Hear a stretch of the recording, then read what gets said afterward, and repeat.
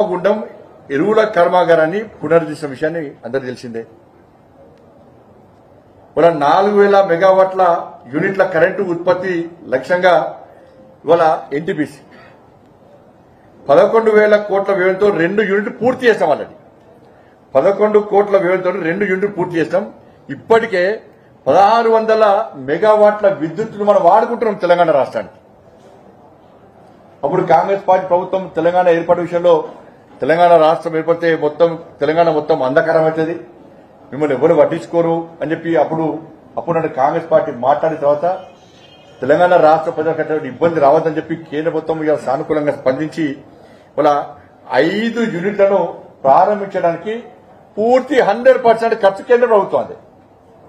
100% ఖర్చు కేంద్ర ప్రభుత్వం అందే. దానికి మీరు సహకరించాలని చెప్పి అప్పుడు ప్రభుత్వం పడితే